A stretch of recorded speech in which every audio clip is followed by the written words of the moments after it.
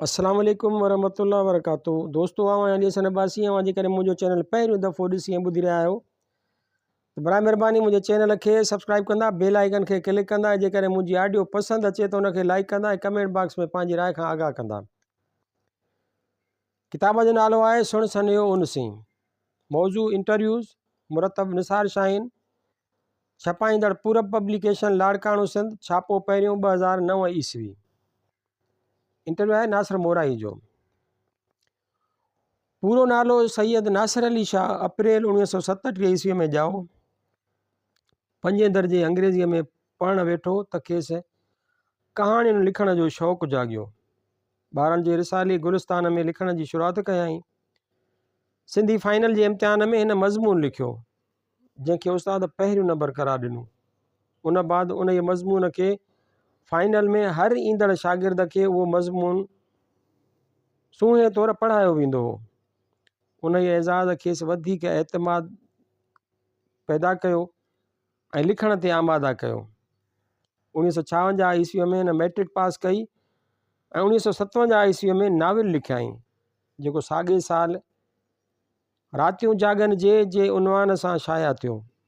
केतिरियूं ई कहाणियूं लिखियाई, ड्रामा लिखियाई ऐं गच वक़्तु कराचीअ मां शाया थींदड़ रिसाले बरसात जो एडिटर ऐं मारूफ़ मखज़न रूह रिहाण जो जॉइंट एडिटर रहियो। तारीख़ 28 मार्च साल 2001 ईस्वीअ ते वफ़ात कयाई। मकली जे क़ब्रिस्तान में जलवागाह इमामी में संदसि आख़िरी आरामगाह आहे। ॻाल्हि ॿोल निसार शाहीन। निसार शाहीन साईं, तव्हां सिंधी अदब खे खोड़ सारियूं कहाणियूं ॾिनियूं, नाविल लिखियो, पोइ लिखणु बिल्कुलु छॾे ॾिनो, त कहिड़ा सबब हुआ जो तव्हां लिखणु छॾे ॾिनो? नासिर मोराई। लिखणु छॾे ॾियण जो ऐं लिखण जो जेको बि मरहलो आहे त उहो हिकु जहिड़ो ई आहे। लिखण जो छा जज़्बो आहे, दोस्त यार आहिनि, उहे शयूं आहिनि जेके लिखण ते आमादा कनि थियूं। हाणे लिखण खां परे थियणु तॾहिं थिए थो जॾहिं दोस्त यार परे थी वञनि था, सभु को परे थी वञे थो। केतिरा ई मसइला आहिनि ज़िंदगीअ जा, उन्हनि में माण्हू फासी उलझी लिखण खां परे थी वञे थो, छाकाणि त लिखण लाइ वॾी महिनत खपे। मिसाल तौरु मां तव्हांखे ॿुधायां थो त 1974 ईस्वी में मूं आख़िरी कहाणी जेका लिखी हुई सा इश्क जी रांदि हुई। हिकु ख़त मूं पढ़ियो हो ख़ुतूत आलमगीर में। औरंगज़ेब सिंध ते हमिलो कयो ऐं सिंधी उन जे मुक़ाबले में मैदान में आया हुआ।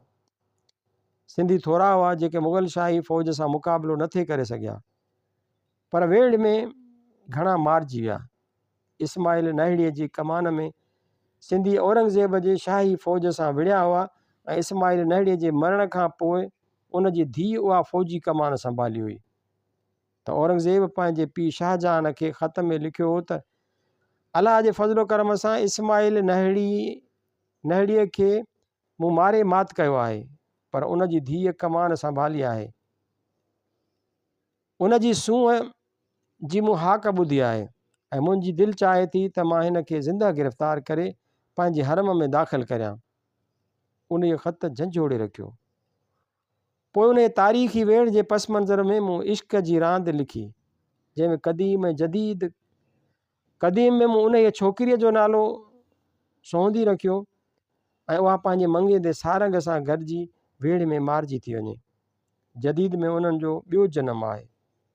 सिंध यूनिवर्सिटीअ में सोहंदीअ जे नाले सां ऐं सारंग जे नाले सां पढ़नि था। मतिलबु त उहो तारीख़ जो तसलसुल हो। 1974 ईस्वी असांजे जिदोजहद जी पीक हुई जो हिकिड़े पासे बांग्लादेश में क़त्ले आम कयो वियो हो, ॿिए तरफ़ उन्हनि फ़ौजी आमरनि जा हवारी हुकूमत में हुया ऐं उहे सिंधु देश जी तहरीक खे कुचलण जो ऐलान करे रहिया हुआ।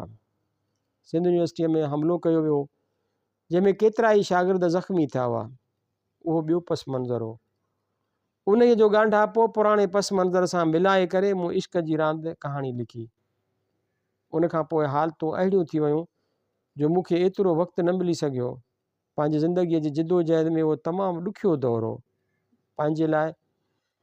तंहिं करे लिखण खां थोरो पासीरो थी वियुसि। निसार शाहीन। हिकिड़े अदीबनि जी राय आहे त अदीब खे ग़ैर जानबदार हुअणु घुरिजे, ॿिया अदब खे समाजी ऐं सियासी वाबस्तगीअ खां सवाइ अकारज सम्झनि था। तव्हांजी छा राय आहे? नासिर मोराई। इहे ॿ जुमिला आहिनि, हिकु ग़ैर जानबदार, ॿियो आकारज। अदब जो कारज थींदो आहे, आकारज कोन थींदो आहे। अदब ग़ैर जानबदार छा में थींदो आहे? अदब जी माना ई आहे ज़िंदगीअ सां तालुक़ जे, ज़िंदगीअ सां तालुक़ नाहे त पोइ उहो अदब त कोन थियो।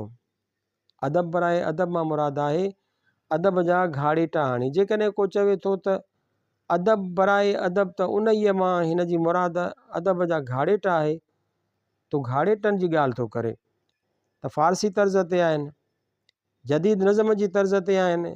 यानी नज़म ऐं ग़ज़ल जेको आहे सो जदीद गज़ल ऐं क़दीम गज़ल में उहो आहे जो फ़ारसीअ जे घाड़ेटे में गज़ल लिखियो वियो, जंहिंमें गुल ऐं बुलबुल जूं ॻाल्हियूं कबियूं आहिनि, जेके सिंध में त ॾिसण में ई कोन थियूं अचनि। त जदीद अदब जेको पैदा थियो उहो गुल बुलबुल खां पासीरो थियो। पर अञा बि जेकॾहिं थोरो पोइ ते निहारियूं ऐं लतीफ़ जे दौर खे ॾिसूं त लतीफ़ जे दौर में बि जेको शहर निसिरियो त लतीफ़ सिंध खां सवाइ ॿाहिरि केॾांहुं कोन निहारियो। अथां ईअं नथो चई सघिजे त लतीफ़ कुझु ॾिठो ई कोन हूंदो, ॿुधो ई कोन हूंदो, पर लतीफ़ जीअं त सिंध सां बेपनाह इश्क जी हद ताईं मुहबत कंदो हो, तंहिं करे लतीफ़ सिंध जे ई मैदान खे पंहिंजे शहर अदब जो वसीलो बणायो। हिन दौर में माज़ी क़रीब में हिकिड़ो तबिको फ़क़ति ईरानी तर्ज़ ते हलंदो हो, एतिरी हद ताईं जो जेकॾहिं असां कॾहिं को सवली सिंधी इस्तेमालु कंदा हुआसीं त कावड़िजी पवंदो ऐं हू पाण अरबी ऐं फ़ारसीअ जा वॾा पोड़ाठ लफ़्ज़ विझी पाण खे वॾा शाइर सम्झंदा हुआ। हालांकि संदन पढ़ंदड़ तबिको सिंधी हो जेको अरबी ऐं फ़ारसीअ खां वाक़ुफ़ ई कोन हो। गुल ऐं बुलबुल जो त हिननि वटि तसवुर ई कोन हो।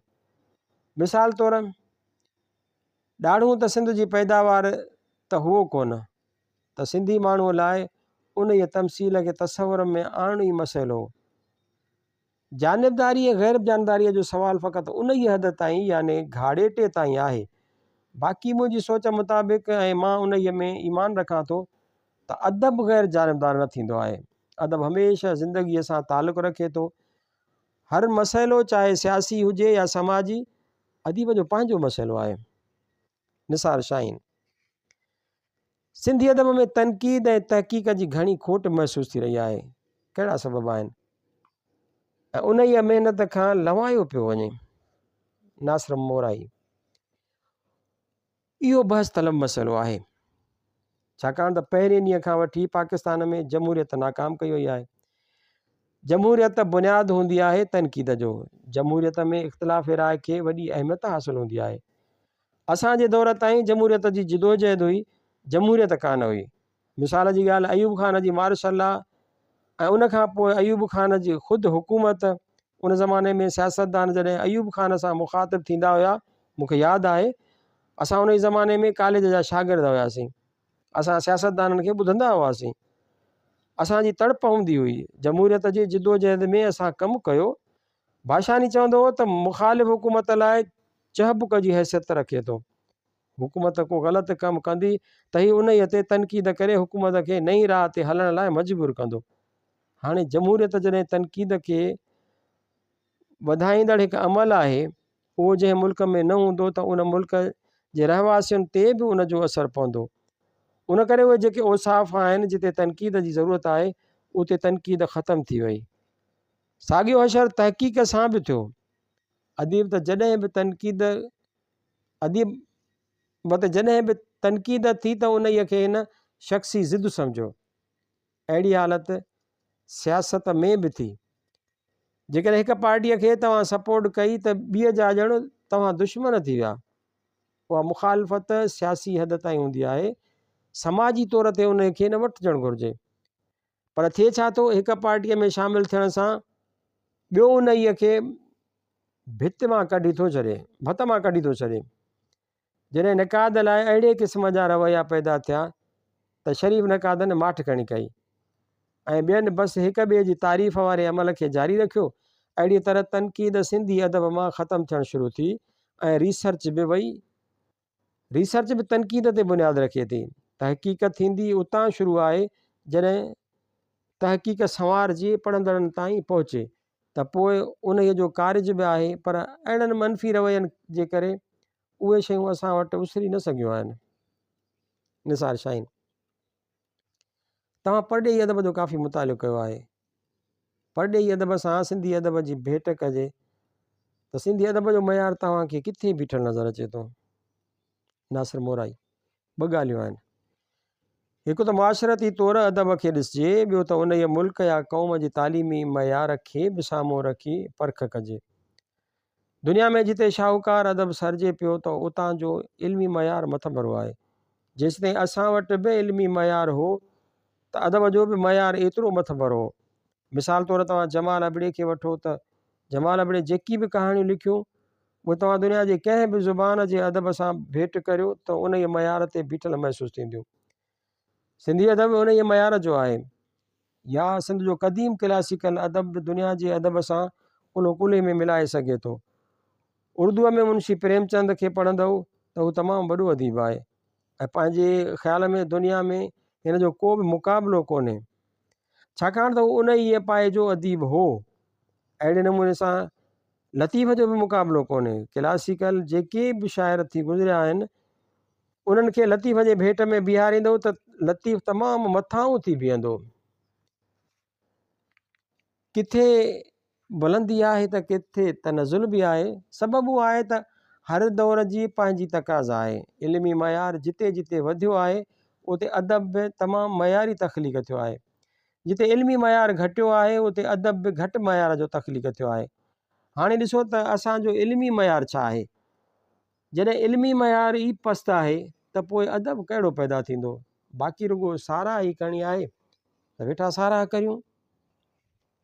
निसार शाहीन, तव्हां हिकिड़े ज़माने में रूह रिहान नाले मख़ज़न में सरगर्म किरदारु अदा कयो। उन ई ज़माने में तहरीक, सोजरो ऐं ॿिया मख़ज़न बि निकिरंदा हुआ।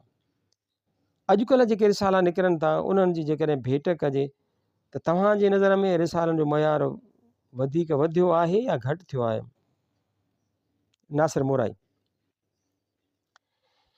हिकु ॻाल्हि त रूह रिहान जंहिं ज़माने में निकितो पिए उन वक़्तु तहरीक कोन हुई। उन ज़माने में हिकु खोट महसूसु थी रही हुई, छाकाणि त उन ज़माने में मेहरान ऐं नई ज़िंदगी निकिरंदा हुआ। ॿई रिसाला सरकारी हुआ। उन ज़माने में पर्चा बिल्कुलु थोरा के निकिरंदा हुआ। अलबत्ता उन ई खां अञा अॻु तमामु सुठा पर्चा निकिता हुआ। फिरदोस रिसालो निकिरंदो हो हालनि मां। असांजी मंज़िल दादूअ मां निकिरंदो हो। उन्हनि में तमामु मयारी अदब छपियो। अलबत्ता उन्हनि में तफ़रीह घणी हूंदी हुई। फिरदोस में फिल्मी फ़ोटो बि छपींदा हुआ, कहाणियूं बि छपजंदियूं हुयूं। साॻिए वक़्तु शेर बि मयारी छपजंदा हुआ। असांजी मंज़िल में ईअं ई हूंदो हो। माली मुश्किलातुनि करे बंदि थी विया। अहिड़े नमूने सां सखर मां बि निकिरंदा हुआ। रूह रिहान असां हैदराबाद मां जारी कयो ऐं उन वक़्तु उन जी ज़रूरत हुई। उन वक़्तु जदीद अदब जे ख़िलाफ़ु तहरीक हली रही हुई। हिकिड़े तरफ़ हिकिड़ो उहो तबिको हो जेको असांजे अदीबनि खे काफ़र बि सॾींदो हो ऐं अलाए छा छा ख़िताब मिलंदा हुआ। त ज़रूरत महसूसु थी त असां पंहिंजो आवाज़ु माण्हुनि ताईं पहुचायूं। रूह रिहान उन जे मक़सद तहत कढी वई ऐं उन ई में चोट बि आई। जॾहिं शेख हयात जो नंबर जारी कयो वियो असां रूह रिहान पारां जशन रूह रिहान मल्हाईंदा हुआसीं, जंहिंमें सॼी सिंध जा अदीब अची हैदराबाद में गॾु थींदा हुआ।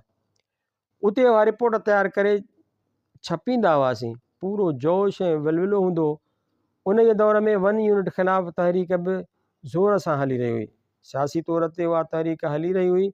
अदबी माज़ ते उहो झेड़ो मतो पियो त रुजत पसंदि तरक़ी पसंदि अदीब खे पसंदि कोन कंदा हुआ ऐं कूड़ियूं सचियूं रिपोर्टूं ठाहे ॾींदा हुआ। उन ई ज़माने में शेख हयात जा 2-3 किताब ज़ब्त थिया। पोइ रूह रिहान बि ज़ब्त थियो। उन बाद ॿियो दौरु 1970 खां ॿिए दौर जी शुरूआति थी, जंहिं लाइ असांजा मौजूदा हुक्मरान वॾे फ़ख्र सां दावा कंदा आहिनि त भुट्टो साहिबु वॾो जमहूरियत पसंदि हो ऐं सिंध जो वॾो हॾ ॾोखी हो। 35 सिंधी रसाला भुट्टे साहिब ज़ब्त कया। अयूब बि एतिरा रिसाला मार्शल्ला में ज़ब्त न कया हुआ जेतिरा ख़ुदि भुट्टे कया। उन्हनि में सोझरो बि हो, बरसाति बि हो, सोणी बि हो। उहे त हिकिड़ा 9 कठा रिसाला हुआ। उन्हनि खां अलावा जेके नंढनि शहरनि ऐं ॻोठनि मां रिसाला निकिरंदा हुआ उहे सभई यानी 35 सिंधी रिसाला केॾो न वॾो धकु हो सिंधी अदब लाइ, जेको असांजे नाम निहाद जमहूरियत पसंदि पीपल्स पार्टीअ वारनि ज़ब्त कराया। छा हुयो उन्हनि में? सोणी रिसालो तारिक अशरफ कढंदो हो, वीचारो मिसकिन माण्हू हुयो। उन में हुयो छा? भुट्टे साहिब जेके ऐलान कया हुआ, उन जेके वाइदा कया हुआ, उहो एडिटोरियल में भुट्टे साहिब खे वाइदा यादि ॾियारींदो त तो सिंधी माण्हुनि सां ही वाइदा कया आहिनि। एसी ताईं जो हिन लिखियो त जमात इस्लामीअ वारा जेके इल्ज़ाम असां ते हणनि था, तूं बि उहे ई तो इल्ज़ाम हणी। ही अंदरियूं हक़ीक़तूं आहिनि। अॼु तव्हांखे ॿुधायां थो त चीफ मिनिस्टर हो मुमताज़ भुट्टो, हिन तारिक अशरफ खे घुराए ऐं गारियूं ॾिनियूं। उन खे चयईं त वली खान जे ख़िलाफ़ु लिख त बचंदे, न त कोन छॾींदोसांइ, जेल में बंदि कंदोसांइ। उन खां पोइ साईं ॻाल्हि ठहे न ठहे, वीचारो तारिक अशरफ वली खान जे ख़िलाफ़ु पियो लिखंदो हो। वली खान जी सिंध सां का कमिटमेंट कान हुई। जंहिं माण्हू जी कमिटमेंट हुई त हू उन जे लाइ लिखंदो हो त हिन खां उहो लिखणु बंदि करायो हुयो। ही जमहूरियत पसंदि हुआ, जमहूरियत जा दावेदार हुआ। वली खान खे गार जी ॻीह पे पई, तॾहिं हिन वीचारे सोणीअ खे बचायो। त हाणे उन ई मां अंदाज़ो कयो त असांजे उन्हनि सियासतदाननि सिंधी अदब सां कहिड़ा भाल भलाया आहिनि। मौजूदा दौर में मां सम्झां थो त सूरत हाल मुख़्तलिफ़ न आहे, साॻिया रवैया आहिनि। अदीब खे तव्हां आज़ादु किथे छॾियो आहे त तव्हां ते तनक़ीद करे, जेको रिसालो तनक़ीद करे त उन जा इश्तिहार बंदि। मौजूदा वक़्त में जेके बि पर्चा छपजनि था, उन्हनि जो मक़सदु आहे त हुकुमराननि जी रुॻो साराह कई वञे ऐं उन्हनि जी मुखालिफ़तनि खे घटि वधि ॻाल्हायो वञे। निसार शाहीन नई टही जे अदीबनि जो रुझान शाइरीअ तरफ़ वधीक ॾिसण में अचे थो। ईअं छो आहे त नई टहीअ जे अदीब खां ॿिया मौज़ू विसरी विया आहिनि। नासिर मोराई हाणे ॾिसणो इहो आहे त लिखनि त सभु पिया, पर उहा शाइरी बि आहे या न। जेकॾहिं शाइरी आहे त पोइ त बिस्मिल्लाह, पर जेको छपिजे पियो ऐं ॾिसां पियो त उन में उहा शाइराणी ख़ुशूसियत आहे ई कान। शाइरी जेसीं ताईं दिलि खे नथी ज़रब पहुचाए तेसीं ताईं उहा शाइरी न आहे। तव्हां कंहिंजो बि शेर ॿुधो, उहो दिलि खे चोट लॻाए, तॾहिं त वाक़ई शेर आहे। आज़ादु नज़म सिंधीअ में मुतारिफ़ थियो त सभिनी वठी बिस्मिल्लाह कई ऐं सम्झो उहो वियो त आज़ादु नज़म माना आज़ादु। हिकु नंढी सिट ॿी वॾी सिट, हक़ीक़त ईअं कोन आहे। उन जो बि हिकु पाबंद घाड़ेटो आहे। आज़ादु नज़म खे वसलिब्रा चइबो आहे अंग्रेज़ीअ में। उन में पाबंदी साॻी नज़म जी आहे, पर रुॻो ख़्याल जी आज़ादी आहे। जॾहिं त पाबंद नज़म में वज़न बहर सां गॾु ख़्याल जी बि पाबंदी हूंदी आहे। आज़ादु नज़म में ख़्याल जी आज़ादी आहे, पर नज़म जी पाबंदी आहे। शमशीरुल हैदरीअ आज़ादु नज़म में वॾो शाइर आहे। चवे थो त चवे केरु थो तूं कुझु न कर, पंहिंजे जोभन जियारियल सुरीले शफ़ाफ़ बदन ते ज़रताज पोशाक पाइण छॾे ॾे। चवे केरु थो तूं कुझु न कर, बसि पूरो पाबंद नज़म आहे। अहिड़े नमूने सां इमदाद हुसैनी आहे, आज़ादु नज़म में बादशाह शाइर आहे। उन खे बि पढ़ंदव त तव्हांखे नज़म जी पाबंदी नज़र ईंदी ऐं ख़्याल जी आज़ादु परवाज़ आहे। संदसि शहर हिकिड़ो ज़हन ते तरी थो अचे, मूं पंहिंजी कहाणीअ में बि ॾिनो हो। हल त कंहिं महकदे में हलूं या ॿियो अथसि, तुंहिंजो क़द मस्जिद जे मीनारनि जो क़द, जंहिंखे सूरज पहिरीं पहर थो चुमे, तुंहिंजे गलनि ते वारनि जा छला, ईअं जीअं राति बीठी ॾींहं जा रस्ता झले। केॾी नुदरत आहे उन ख़्याल में। हाणे मौजूदा वक़्त में शाइरनि जी घणाई उन करे थी पई आहे छो त छपींदड़ उन्हनि खे बिना एडिट जे छपियो था छॾनि। उन करे उहे उन ख़ुशफ़हमीअ में मुब्तला थी वञनि था त असां वॾा शाइर थी विया आहियूं। ॿिया वरी उन्हनि जी तक़लीद था कनि। उन ई घण में कुझु सुठा शाइर आहिनि। अदल सुमरो आहे, आसी ज़मीनी आहे, फयाज़ चंद कलेरी आहे, अहिड़ी तरह ॿिया बि तमामु सुठा शाइर बि आहिनि। पर जेका हरू भरू भरमार शुरू थी आहे, मां सम्झां थो त उन जो बुनियादी कारण एडिटर जे एडिटिंग ते घटि तवजो हुअणु आहे। एडिटर खे रुॻो पर्चे जी इशाअत वधाइण लाइ न सोचणु घुरिजे, पर मयार खे मद्देनज़र रखियो वञे। निसार शाहीन सिंधी अदीबनि वन यूनिट ख़िलाफ़ु भरपूर मज़ाहमती जंग कई ऐं न सिर्फ़ु तख़लीक़ुनि ज़रिए पर अमली तौरु सियासी महाज़ खे बि हथां न छॾियो। अॼु जो अदीब पाण खे सिंध जे सियासी ऐं समाजी मसइलनि खां अलॻि रखण जी कोशिशि करे रहियो आहे, जॾहिं त सिंध जूं मौजूदा हालतूं वधीक नाज़ुक मोड़ ते बीठल आहिनि ऐं अॻी जिदोजहद खां वधीक अमली जिदोजहद जी तक़ाज़ा कनि थियूं। तव्हांजी नज़र में उन जा कहिड़ा सबब आहिनि? नासिर मोराई उन जो सबबु उहो आहे त उन दौर में करप्शन कान हुई, लियाकत हुई। अदीब बि उन दौर जो अदीब आहे जिते तालीम जो मयार बि तमामु मथां हो, उस्ताद बि महिनत कंदा हुआ। उन दौर में जेके बि तहरीकूं हलियूं उन ख़ातिरीअ सां हलियूं त जिदोजहद कामयाबीअ सां वधंदी। पोइ जेको दौरु आयो मां जंहिंखे ॾिसां थो उते इंतिहाई करप्ट दौरु हो, जंहिंमें रिश्वतखोरी जेका पैसे जी सूरत में कामोरो थो वठे। ॿी सिर्फ़ु सियासतदान शागिर्दनि खे टूल तौरु रिश्वत ॾींदा हुआ।